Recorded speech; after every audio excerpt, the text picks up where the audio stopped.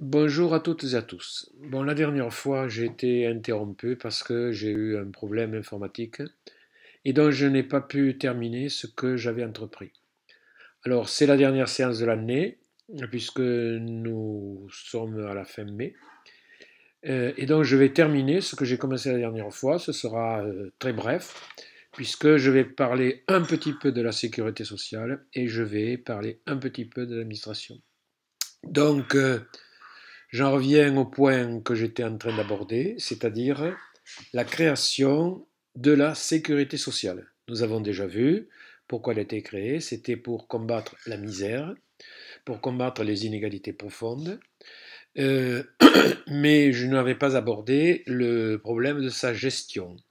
Je vous avais dit aussi que mes statistiques n'allaient que jusqu'en 2010, et je commencerai par cette pyramide des âges qui est à l'extrême limite de la période que j'aborde, donc puisque c'est une pyramide des âges de 2011, et vous voyez que les hommes sont toujours dans une pyramide des âges disposée à gauche, et les femmes sont toujours disposées à droite. Vous constatez d'un simple coup d'œil que les femmes au-delà de 20 ans sont nettement plus nombreuses que les hommes. On le voit surtout dans la partie haute de la pyramide des âges, c'est-à-dire qu'elles elles ont une espérance de vie qui est supérieure à celle des hommes. Mais si on regarde la base de la pyramide, on constate que c'est l'inverse. Il naît plus de garçons que de filles. Tout cela s'explique biologiquement, bien entendu, parce que c'est vrai dans tous les pays, à toutes les époques.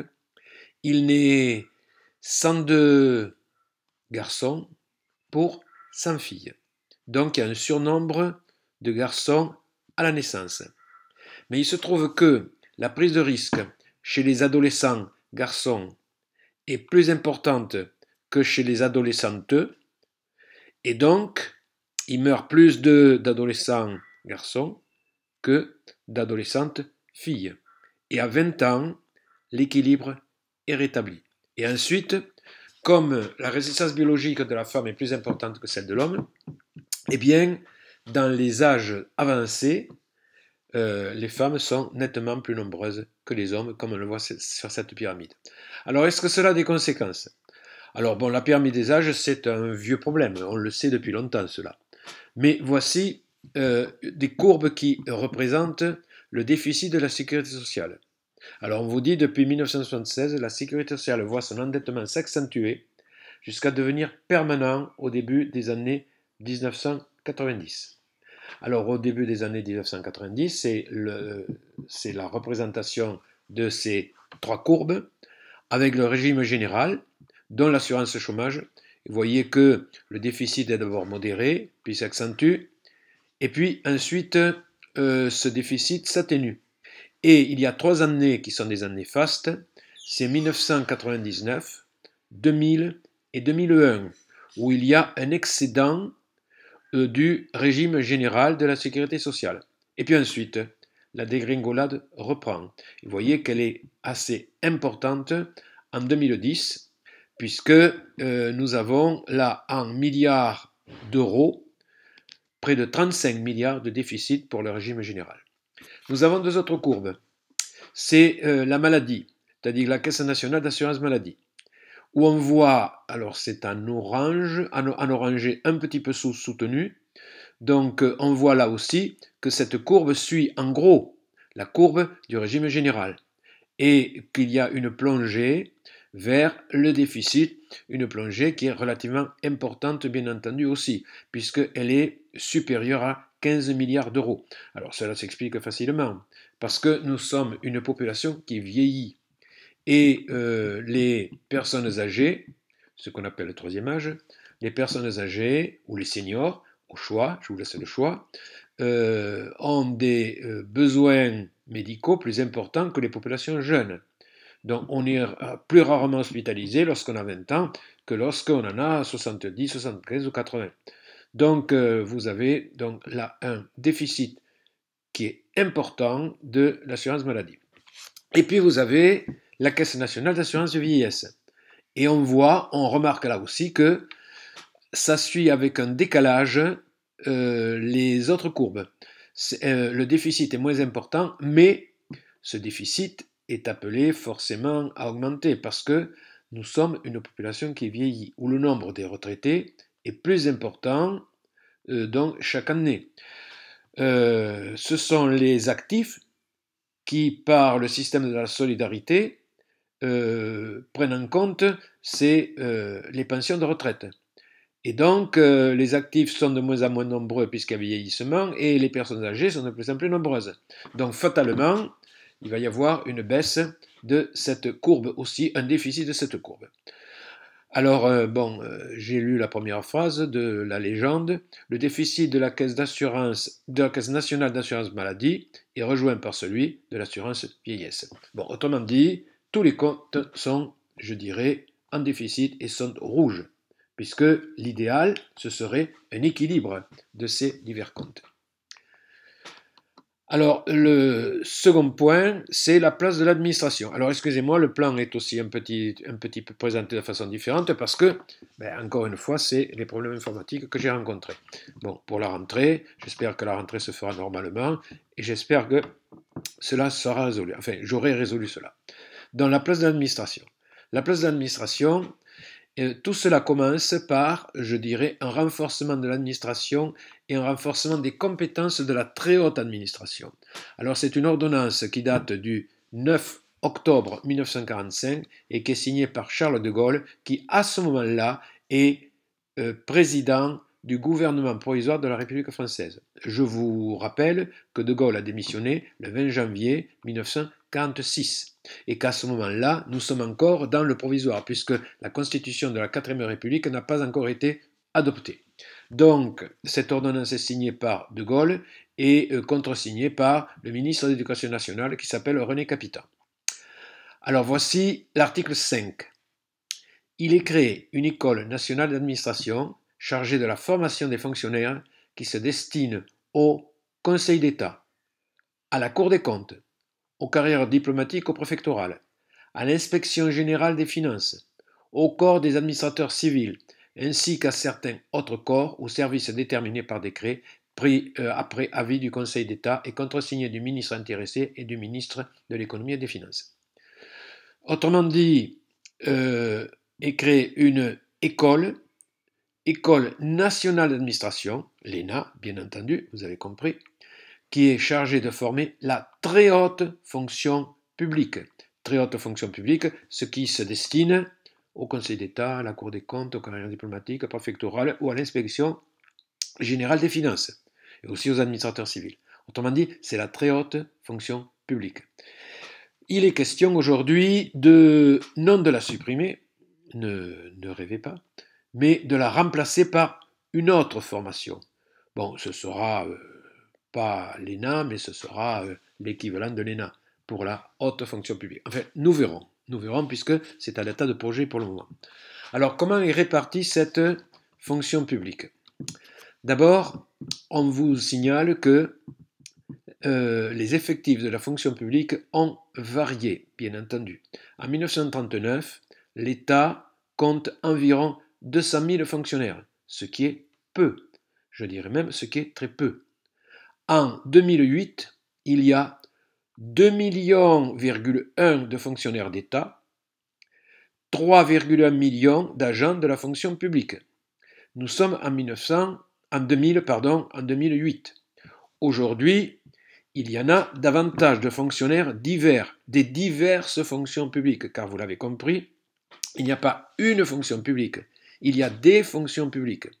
Alors voici ce qu'on appelle un camembert qui représente la répartition des diverses fonctions publiques. Alors il y a une fonction publique d'État, les fonctionnaires d'État, qui sont dans les ministères. Bon, ils sont peu nombreux. Ils sont dans les directions centrales, ils sont peu nombreux. Ils sont dans les préfectures, ils sont un peu plus nombreux, bien entendu, puisqu'autour du préfet, il y a toute une série de fonctionnaires. Et surtout, il y a l'éducation nationale. Ce sont les plus nombreux. Alors, quand je dis éducation nationale, ça concerne aussi bien les écoles maternelles que les écoles primaires, que les collèges, que les lycées et l'université. Bon, aujourd'hui, vous savez que tous ces personnels enseignants ont un titre, ils sont professeurs. professeurs des écoles, professeurs de collège, professeurs de lycée, professeurs de l'université. Donc ils sont combien? Ils sont la moitié de la fonction publique. De la fonction publique globale, 50% d'entre eux forment la fonction publique d'État. Il y a deux autres fonctions publiques. Il y a la fonction publique territoriale, c'est-à-dire tout le personnel de fonctionnaires qui gère les régions, les départements, les communautés de communes et la ville de Paris. Alors bien entendu, cela représente beaucoup de monde. 30% à peu près de l'ensemble des fonctionnaires, donc 30% font partie de la fonction publique territoriale. Et il y a enfin, ce dont on parle beaucoup actuellement, dans un contexte de pandémie, la fonction publique hospitalière. Alors attention, ce ne sont pas tous les soignants, ce sont certains soignants, ceux qui travaillent dans les hôpitaux publics, dans les urgences que l'on voit régulièrement à la télévision, dans les centres universitaires, dans les centres de formation universitaire, dans les CHU. Donc là aussi, c'est la fonction publique hospitalière et dans les services médico-sociaux, qui sont, je dirais, pas les plus importants. Alors après, bien sûr, il y a tout le secteur privé. Les médecins, qui font partie du privé, et les cliniques, qui font partie du privé, et qui n'appartiennent pas à la fonction publique hospitalière. Donc la fonction publique hospitalière, c'est à peu près 20% des fonctionnaires. Bon, aujourd'hui, il y a à peu près 5 millions de fonctionnaires. Donc 1 million sont des enseignants. Donc fonction publique d'État. Alors, les fonctionnaires ont un statut. Et c'est Maurice Thorez, qui était le secrétaire général du Parti communiste français. Vous savez que De Gaulle avait intégré les communistes dans son gouvernement provisoire et qu'ensuite, lorsque De Gaulle démissionnera, le tripartisme va continuer. Le tripartisme, c'était l'union des trois partis qui avaient participé à la résistance et des titres divers. C'était le Parti communiste, la SFIO et le MREP. Donc, Maurice Thorez va présenter le statut des fonctionnaires en 1946.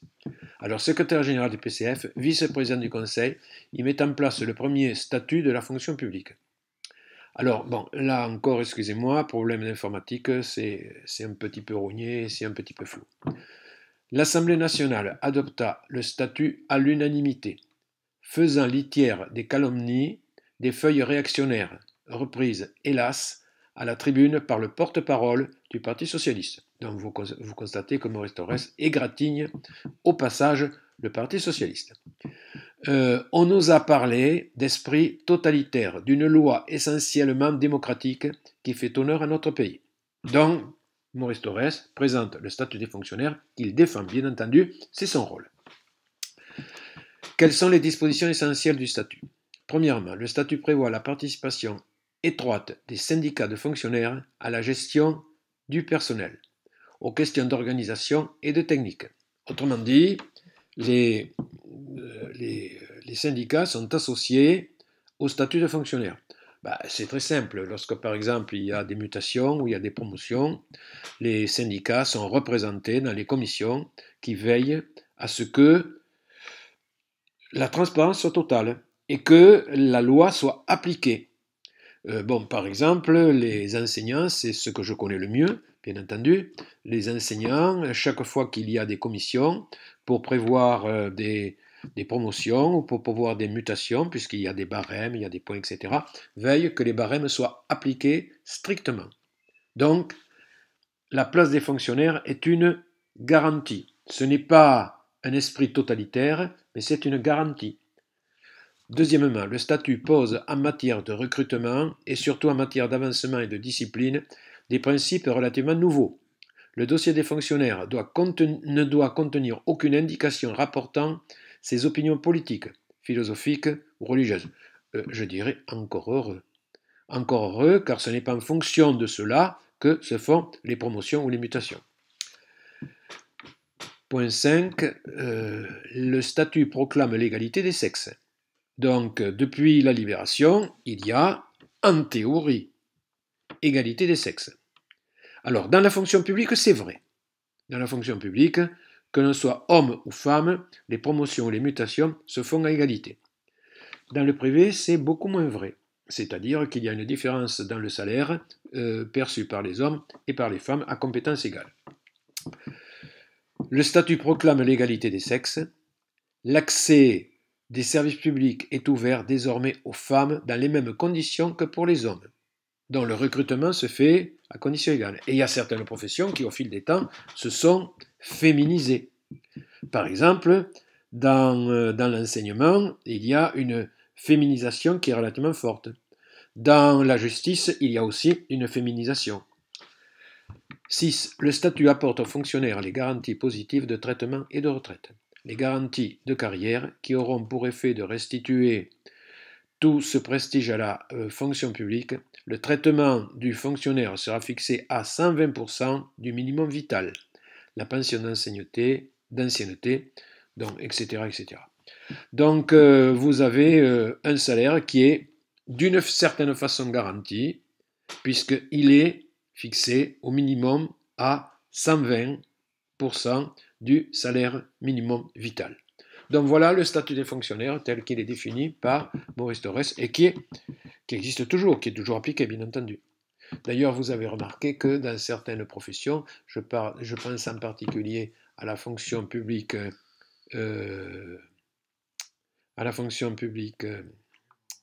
excusez-moi, la fonction publique, j'ai un trou, la fonction publique hospitalière, à la fonction publique hospitalière, vous avez remarqué que il y a beaucoup de personnes qui sont issues de l'immigration. Pourquoi? Parce que là, au niveau du recrutement, il n'y a pas de discriminations qui soient plus ou moins cachées ou plus ou moins visibles. Et donc, c'est à égalité que le concours est passé par toutes les personnes qui s'y présentent, quelle que soit leur origine.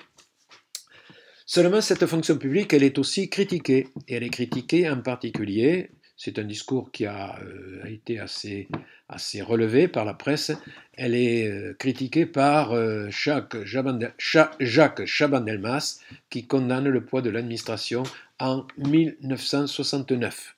Et voici ce qu'il dit. Tentaculaire et en même temps inefficace.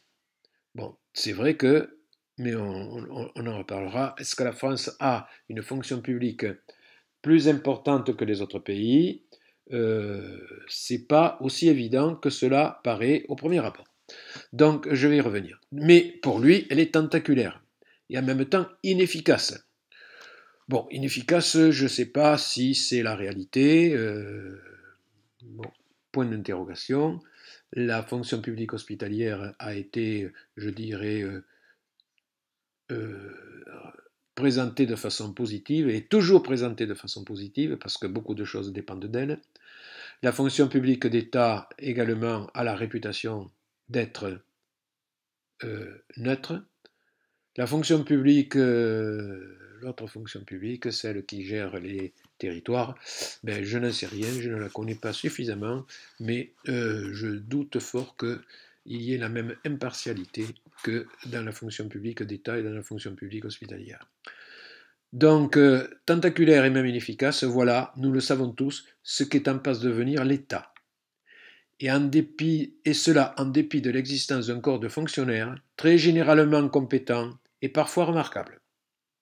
Bon, donc à la fois une critique et à la fois un compliment. Tentaculaire, car par l'extension indéfinie de ses responsabilités, elle a peu à peu mis en tutelle la société française tout entière. Je pense que c'est beaucoup exagéré. D'ailleurs, la France est un pays qui attire un certain nombre d'entreprises venant de l'étranger, et ce qui fait que ces entreprises venant de l'étranger, à capitaux étrangers, s'implantent en France, c'est la qualité de ces services. Et dans ces services, bien sûr, il y a les services de l'État. De ces services et de ces équipements, dont les voies de communication, les autoroutes, etc. Le renouveau de la France après la libération, s'il a mobilisé les énergies, a aussi consolidé la vieille tradition colbertiste et jacobine. Alors ça, effectivement, c'est une tradition qui est très française et qui date non pas de la Révolution, mais qui date de Colbert. Colbert qui a été critiqué pour avoir, je dirais, maintenu l'esclavage. Mais, Colbert, mais Colbert était de son temps. Et à l'époque, personne ne contestait bien entendu l'esclavage. Donc, lorsque on critique une mesure, il faut tenir compte du contexte de l'époque. On ne peut pas reprocher à des gens qui vivaient au XVIIe siècle de ne pas avoir notre mentalité. Ce qui ne signifie pas que il ne faut pas en parler. Bien entendu qu'il faut en parler, il faut tout dire en histoire. Mais en même temps, il faut définir le contexte. Et ce qui, à un certain moment, paraissait acceptable, ne l'est pas à un autre moment, bien entendu. Ne l'est pas aujourd'hui, c'est évident. Il n'est presque, où en étais-je, tradition colbertiste et jacobine, reprise par les jacobins. Être jacobin, cela signifie être pour la centralisation, c'est-à-dire que l'État décide de tout. Mais encore une fois, c'est très exagéré, bien entendu. Faisant de l'État une nouvelle providence. Alors c'est vrai qu'on se retourne vers l'État lorsqu'on est en difficulté, pour réclamer des subventions, pour réclamer des aides, pour réclamer des déréglementations. Mais lorsqu'on est dans un secteur conquérant, ben effectivement, on se passe fort bien de l'État. Donc, faisant de l'État une nouvelle providence, il n'est presque aucune profession, il n'est aucune catégorie sociale qui n'ait, depuis 25 ans, réclamé ou exigé de lui protection, subvention, détaxation ou réglementation. Mais si l'État ainsi sollicité a constamment étendu son emprise, son efficacité ne s'est pas accrue, car souvent les modalités de ses interventions ne lui permettent pas d'atteindre ses buts. Bon, tout dépend des outils dont on se dote.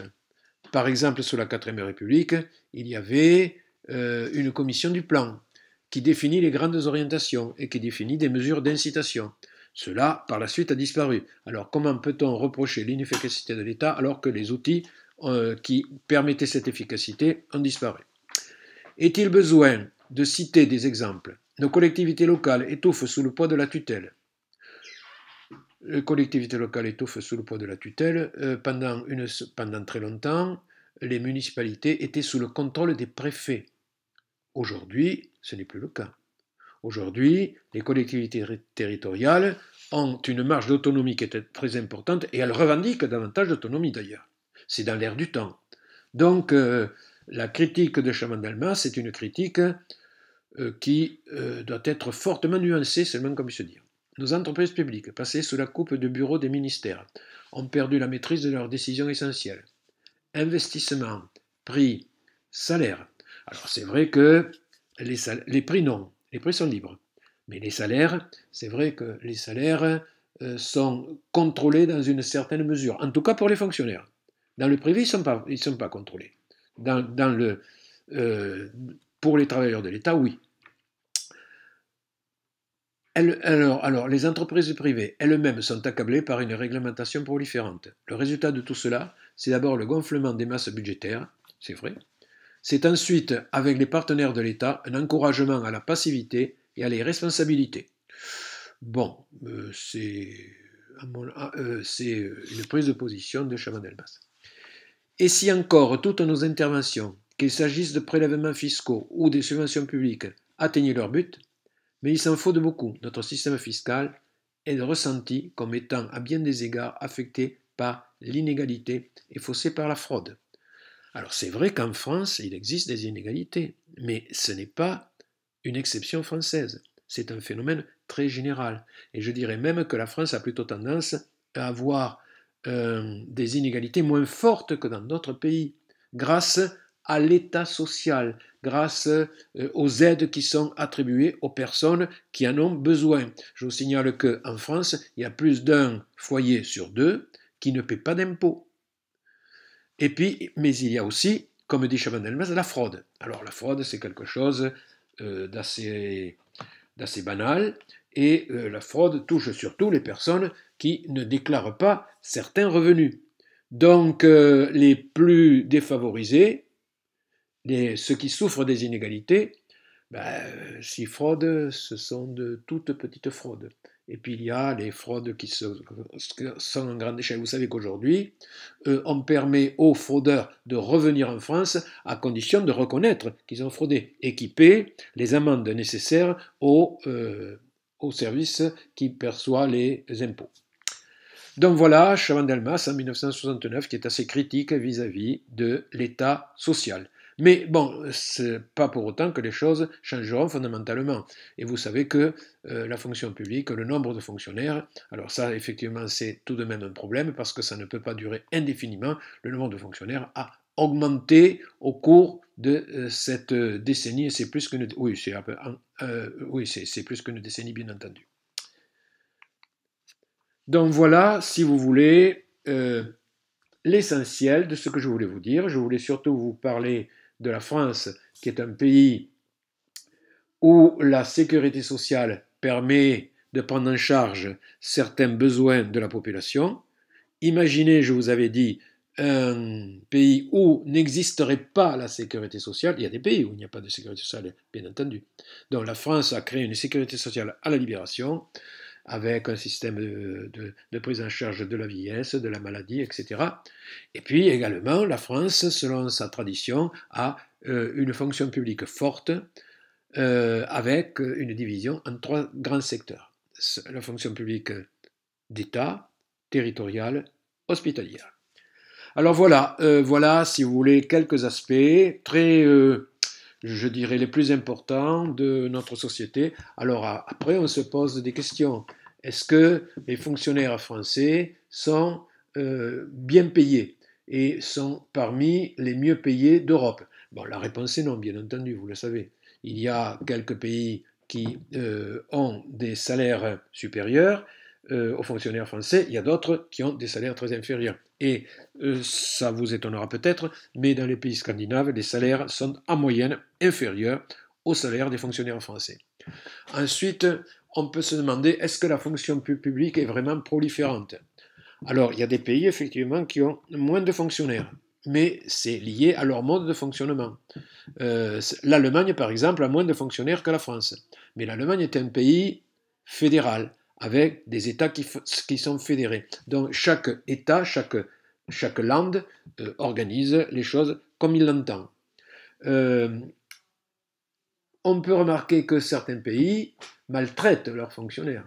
Par exemple, le Royaume-Uni a une fonction publique qui est peu importante et qui est mal payée. Donc là, je dirais que le Royaume-Uni cumule à la fois, enfin je ne sais pas si c'est un inconvénient, mais toujours est-il qu'en France, on recourt volontiers à l'État, on veut un État protecteur lorsqu'on a besoin de lui, et qui fait fonctionner l'État protecteur? Ce sont les fonctionnaires. Donc le Royaume-Uni a peu de fonctionnaires, et ces fonctionnaires sont mal payés. Donc vous voyez que la situation est un petit peu contrastée, et que la France se situe, je dirais, dans la moyenne des salaires, et se situe plutôt dans la partie haute du nombre de fonctionnaires, mais cela, c'est un héritage historique, comme je vous l'ai expliqué. Bon, mais voilà quelques éléments, ce ne sont que quelques éléments, dans une France qui a beaucoup changé depuis la libération, avec en particulier les 30 glorieuses de Forastier, où on a vu une augmentation du pouvoir d'achat importante, dans une période d'inflation en plus, donc une augmentation importante du pouvoir d'achat, mais vous savez que les Trente Glorieuses ne respectent pas la chronologie de la 4e et de la 5e République, puisque ça va de la Libération jusqu'à la crise, je dis la crise, mais il faudrait dire la grande mutation qui commence en 1973. Voilà, donc on se retrouvera, je l'espère, l'année prochaine, et j'espère qu'on se retrouvera dans des conditions un petit peu différentes, parce que j'ai hâte de vous voir. Et effectivement, c'est très différent de faire un cours et de parler à son ordinateur, et c'est très différent que de s'adresser à des personnes qui sont là, et bon, on sent dans leur regard si elles suivent, si elles ne suivent pas, si elles sont intéressées, si elles ne sont pas intéressées, etc. Donc voilà, je vous remercie pour votre compréhension, pour votre patience et pour votre courage, parce que suivre des cours de cette façon, c'est pas forcément la meilleure solution. Au revoir, à bientôt, à la rentrée j'espère.